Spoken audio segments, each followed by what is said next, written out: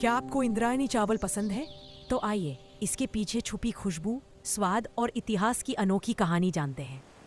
महाराष्ट्र के पुणे जिले का मावळ क्षेत्र, जहाँ से पवित्र इंद्रायणी नदी बहती है, वहीं जन्म हुआ एक खास, सुगंधित और स्वादिष्ट चावल का, जिसे आज हम इंद्रायणी चावल के नाम से जानते हैं। इसी नदी और इसी भूभाग के कारण इस चावल को यह नाम मिला।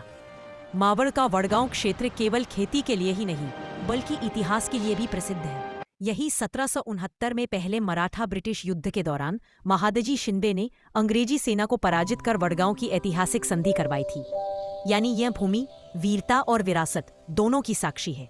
इसी वडगांव स्थिति भात अनुसंधान केंद्र में इंद्रायणी चावल का वैज्ञानिक जन्म हुआ।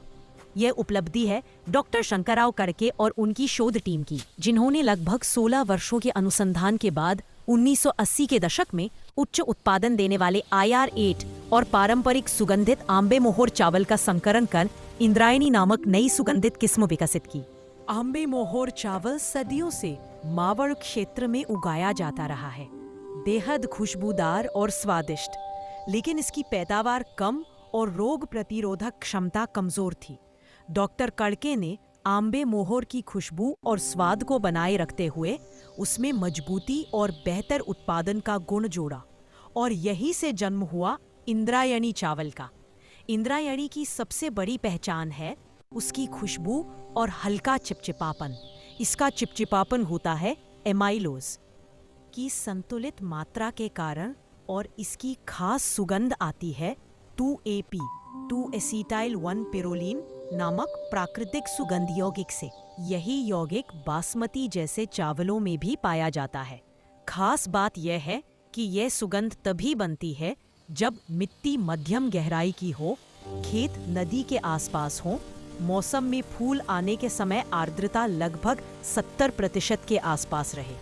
यही कारण है कि मावळ क्षेत्र में उगी इंद्रायणी की खुशबू और स्वाद अन्य क्षेत्र में उगाई गई इंद्रायणी से अलग और श्रेष्ठ माने जाते हैं।